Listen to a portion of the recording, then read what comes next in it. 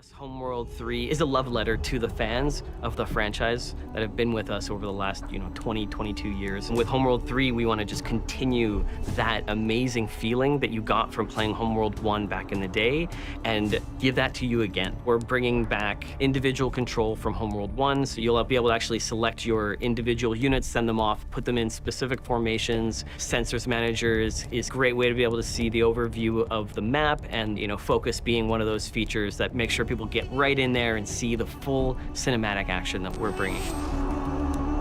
You can play Homeworld 3 at the pace that you want to play. Tactical pause are going to allow you to actually just pause the game 100%. We have a classic controls, which you'll know and love from Homeworld 2, and then we have our modern control scheme. And that one is built around FPS controls that you know and love from the games that you've played before. We could not be more excited about giving people the Homeworld 3 they've been waiting for the longest time. But at the same time, we also want to build a product that's for many more people. So MOBA players, RTS players from other games will be able to quickly understand, okay, if I want to go somewhere, I just click on this element here. I think what makes it different than other RTS games out there is it's incredibly cinematically compelling. It's incredibly immersive just from the dynamic environments, the way the camera works, the fact that you've got ship and air kind of combat happening together. Cinematic combat is such a huge pillar to the franchise. We want you to be able to get in there, find the coolest camera angle, and enjoy the spectacle. You can play the game how you want to play the game. The controls, the customization, the accessibility options that a game in 2023 has, we're really striving to make that happen. For anybody who's never played a Homeworld game, they'll be able to get right into the action. We're building Homeworld 3 on the rule of thirds. 1/3 of that game is the game that you know and love. 1/3 of it is better.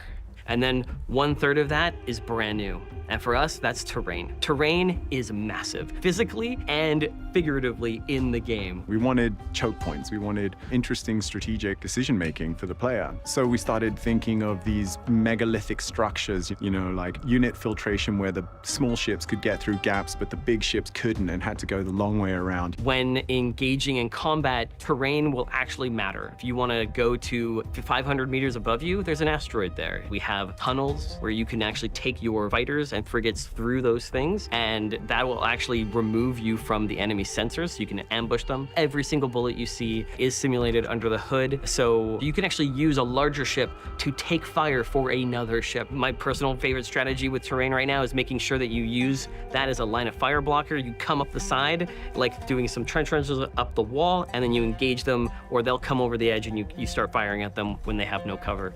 The terrain actually helps the player move around because you can just select your units and click on the terrain, and they'll like pathfind through gaps and trench runs and holes in the structures and find their way. It's a great thing for new players to be able to access the game in a really satisfying and fun way. We really wanted to focus on frigates being our core gameplay. Think of them as tanks in World War II holding out cities. We think of the city as like a terrain field for us in Homeworld 3. Those buildings are like our asteroid fields. You want to put them and perch them around the asteroid fields so you get a good clean line of fire of anybody coming in from an open field or an open space. But there are elements from the strike craft class that counter those elements. So you have to be thinking, okay, they've got, bombers, which are good against my frigate class. Okay, now I'm gonna have to build anti-strike craft frigates to protect my anti-frigate class frigates. And you're constantly have this dilemma of like, which do I build here? What are they building? How do I counter that? And as much as possible. We early on knew we wanted to do something that would bring more players into the RTS genre, bring more players into something that's new for Homeworld, and we wanted to do something that's replayable in some way. We started looking at the different games in the roguelike genre, and we started pulling elements in to RTS. The great thing about Homeworld is it already has persistence as a mechanic, and that is actually a hallmark of a roguelike in general. We wanted to do something around that idea in a mode that's kind of more reduced, so you have less to to worry about and more RTS minus, but then giving you all of these really cool things that you can break the meta and try new elements with. You'll come in with your friends and you'll be given a random objective for that specific mission that you're in. All of a sudden, incursions will start coming in. So the longer you stay in it, the more dangerous it will be. So you want to complete that objective as soon as possible. So some examples are you have to assassinate somebody that's moving through the sector. You have to defend civilians that are being engaged by enemy forces. You need to escort a group from point to point and make sure that they hyperspace to safety. And then the final mission is a unique boss mission. There's 3 of those that are possible in the pool, and then you'll have to defeat the boss.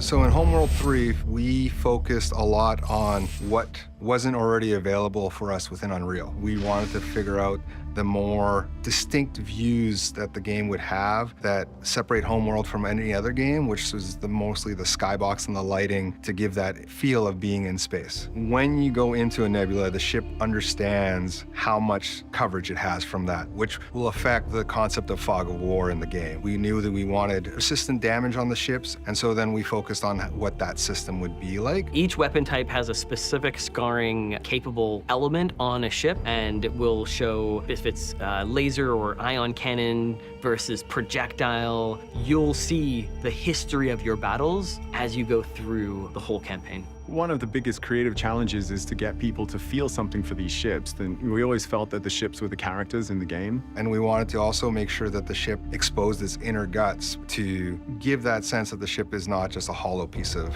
metal. We do all that stuff really to give a very realistic feel and to just give the user the satisfaction of that feedback. With this game, we know that PC gamers love to push visuals, and we love to support that. We spent quite a bit of time building in a scalability system, so we want to make sure that people can enjoy this with all different types of rigs. But there's a lot that you get when you have a really kick-ass rig. And so we have support for turning on ray trace shadows. The ships have more dynamic damages at higher levels. So if you're on a higher rig, you're gonna have more ships that will have that dynamic system like the mothership does. You get full fidelity of the lighting, and the screen space reflections will be kick-ass.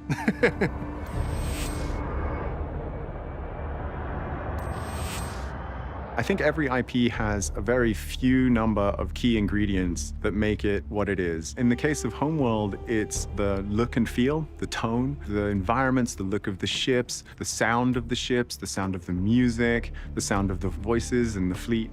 And in Homeworld 3, we're introducing characters in a way that we never could do in Homeworld 1 or 2. So that's exciting, and it's fun to explore what, on a deeper human level, these people are going through. So, Dave and the audio crew did this incredible job of building this multi-layered dynamic sound system.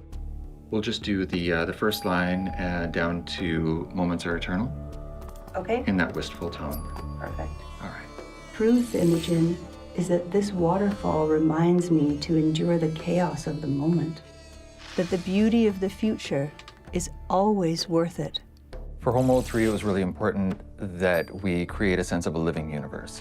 That this is a fleet of people who have dinner with each other, that meet each other in the hallways, that go out on missions. They experience things together, and they go through this journey of the campaign all together. So it only made sense for us to make sure the pilots were talking to each other. To that end, we designed extensive scripts and systems to have them doing calls and responses, that a player command isn't just a one-off line back to the player to confirm a piece of information, but it's dialogue between the pilots. Target received and locked. Passives on approach. Light them up at range +5. As the player interacts with the units, they're responding not only with the player, but with each other in the environment in a very believable and compelling way. So you really feel like they're living people on board, that pilots that you care about and you want to take care of them.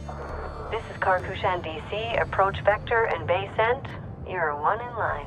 We give a voice to the ships. We try to humanize these little metal boxes and make it interesting for players to just follow them around. Each unit actually has a name. They actually have like a commander or lieutenant something Pack 2 or lore-wise. And so you'll actually be able to try to save them, keep them alive for as long as possible. You will be able to tell by listening to the pilots whether a battle is going well, whether it's going poorly. When it's going well, they'll talk more about engaging the enemy, about lining up strategies between each other. When it's going poorly, they're talking about their ships being hit, their ships taking damage, and there's stress in the voices. The units can report back being like, I'm under attack by a corvette, or I'm under attack by an assault frigate, or I'm attacked by some kind of like larger ship. Contact. Enemy corvette in weapons range. We're reflecting the gameplay feature in the chatter, and if you're close enough to the ships, you'll hear them talking about it. So if they're flying through a nebula, for instance, you'll hear them talking about their sensors giving them false returns. If they're right near terrain, they'll be mentioning pieces of terrain that could act as cover.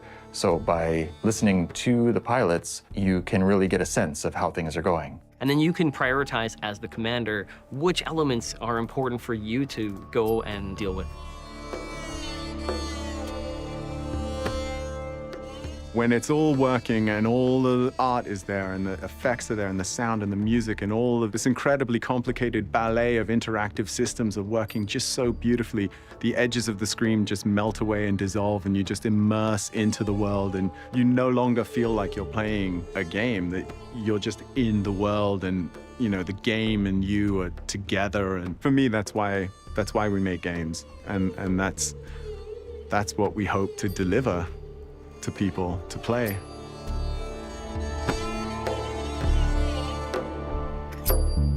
Please wishlist and pre-order the game.